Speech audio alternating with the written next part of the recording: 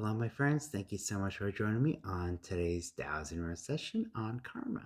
So let's learn all about it. We have Vora today. Vora, if you're here, cross for yes, open wide for no. Thank you. Is karma a universal law? Yes, thank you. Is there a member on the Heaven Council that his or her duty is to manage karmic debt? Yes, thank you. Does this entity monitor all karmic activity in every dimension? Yes, thank you. Does this entity have something to monitor karmic activity with? Yes, thank you. Is there some kind of energy tech? Mm, yes, thank you. Does he see like an energy wavelengths? Interesting. Does it go somewhere in heaven? All the karmic? Or does it just go to that one entity? That's interesting. Thank you. Does karma apply to all living things? Yes, thank you. Does karma apply to all non living things? No, thank you. Is karma only related to actions like in a single lifetime? No, thank you. Is it throughout all previous lives? Yes, thank you. Is the purpose of karma to punish wrongdoing?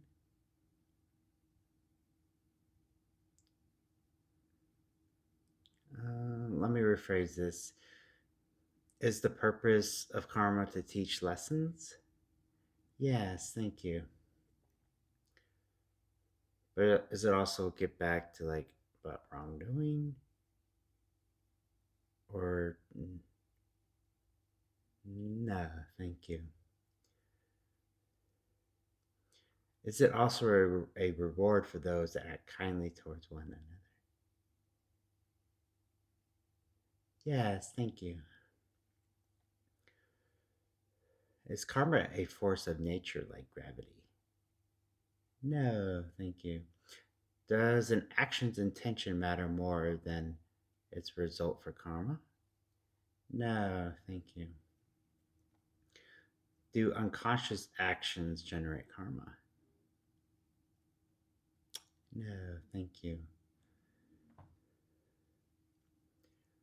Do thoughts alone generate karma? No, thank you.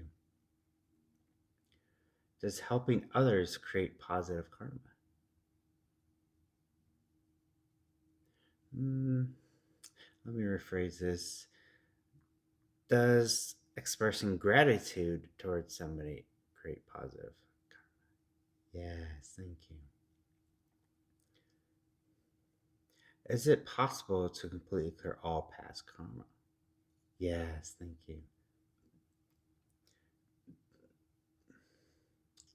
Does negative karma always manifest as suffering? Yes, thank you. So, coming back to clearing karma, is that by paying it off in a life by choosing to experience those karmic lessons?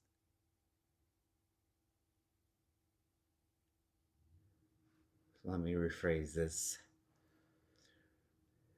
So, in order to pay it off, you have to learn those lessons like in that life. Let me rephrase that again. So, when we're choosing to, so we're planning our life and we're ready to live a brand new human life or any other kind of life. So we're in the council talking about it.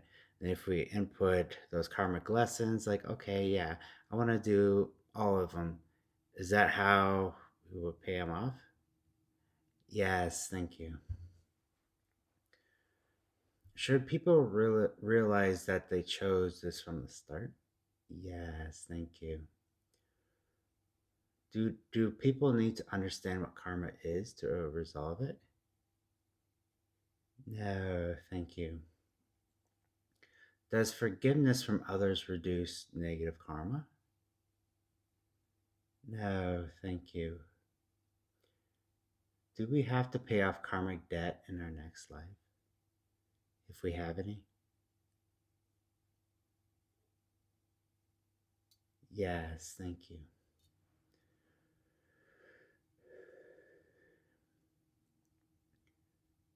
But do we have the option to refuse to pay the karmic debt? So if like we're going up to the council member and we're living our life, but we have like a lot of karmic debt, and I don't feel like doing this lifetime. Can I skip all that? Yes, thank you. But does that mean I can't spiritually advance? Yes, thank you. So in order for spiritual growth and to move up, we have to pay the karmic debt first. Yes, thank you. Do enlightened people have karmic debt? No, thank you. Do unenlightened people have karmic debt? Yes, thank you. Is that because they are still growing on a soul level?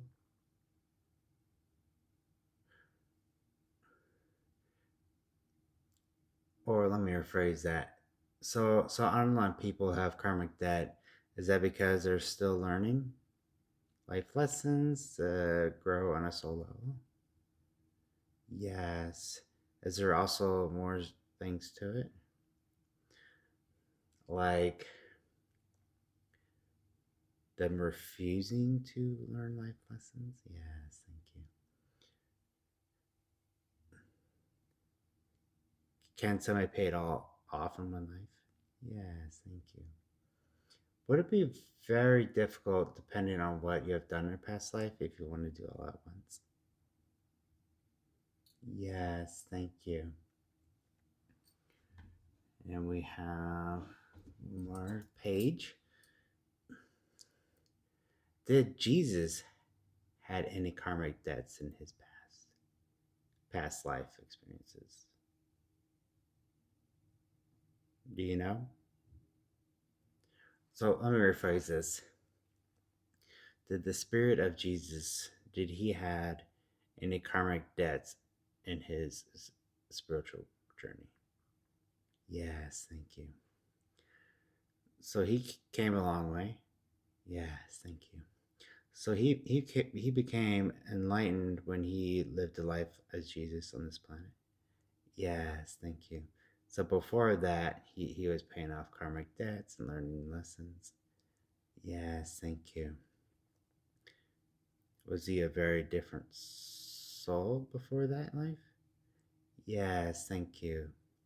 So it shows souls can change and grow. Yes, thank you. Did you have any, Flora?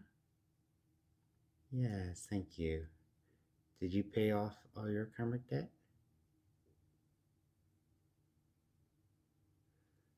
Let me rephrase that.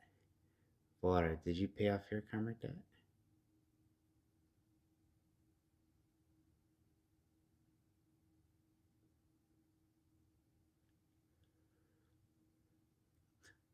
Flora, do you have any current karmic debt?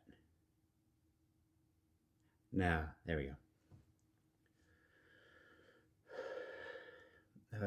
Does karmic debt manifest as repeating negative patterns? Yes, thank you. So, like recurrent relationship issues, financial struggles, or other limitations in life? Yes, thank you. Will this end when the underlying issue's been resolved? Yes, thank you. So, the person will have to understand its karmic debt and learn from it before it is let go? Yes, thank you. So, once the lesson is learned, the patterns are broken?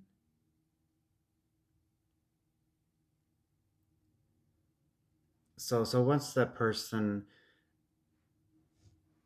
paid off the karmic debt and kind of understand the pattern, and they learned from it. Is now that pattern broken? No. But would they still have to keep like an eye on it so they don't have to repeat it themselves? Yes, thank you. That makes sense. So then the debt is considered repaired, and now the individual can move forward. Yes, thank you. And ways to address karmic debt is to recognize and understand the negative repeated patterns.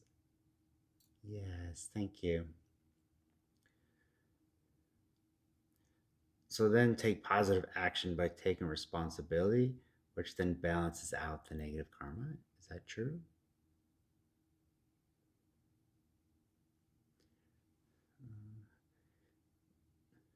Does it have anything to do with positive action? No, thank you. Is detaching from expectations and focusing on personal growth rather than trying to fix others or a situation. Is that like a good idea? So let me, let me rephrase that. Is it better to focus on you than others? Yes, thank you. That was way more simpler. Does karma affect family lines? No, thank you. So, so for example, a grandmother had an abusive boyfriend, and then the daughter had an abusive boyfriend before they're finding the right one, which they figured out it was a karmic relationship, right? But this is kind of more of like a pattern. So just like how like the grandmother and now the daughter, and then let's say the granddaughter, or other kinds of negative family repeats. Is this different from karmic debt? Yes, thank you. Is this more like ancestral pattern of life lessons? Yes, thank you. So one family member has to recognize it and break the cycle? Yes, thank you. Does my family have one? Yes, thank you. Is our family cycle where they are always constantly working all the time? Yes, thank you. Especially at an early age? Yes, thank you. So, would the solution is to find balance and not always find the next project? Yes. And also take personal time to relax? Yes, thank you. So, if I had a kid, I shouldn't make them work all the time? Yes, thank you. Should just let them be a kid? But is it also okay from the chores? Yes. But not like run a business every day. Yes, thank you. Hmm. But also allow that kid, or my future kid, to do chores, but also play, focus on school, other activities that they enjoy, more family time. So it's not like a work day all day long. Yes, and especially on weekends. Yes. Would you recommend no if you worked all week long, you should take the weekends off? Yes, thank you. Well, thank you so much for joining me. That was all my questions I had. I expanded a little bit in the last part, so that was fun. I've recognized these patterns like years ago, so I kind of like understood like, okay, I shouldn't do this in the future. So it kind of helped me realize this pattern. And I would, so like, you guys should like, just for fun, like, kind of like think back, like, for each like generation, is there like any patterns to you? Like, does something pop out? Like, oh, my grandparents did this. Oh, that happened to those their families, and it just be interesting. Just kind of like think back, just like, and it might be obvious. This is like a great way to find, I guess we'll call it ancestral pattern life lessons. It's kind of like the best way I can describe it. But like it does, everything is all about learning lessons.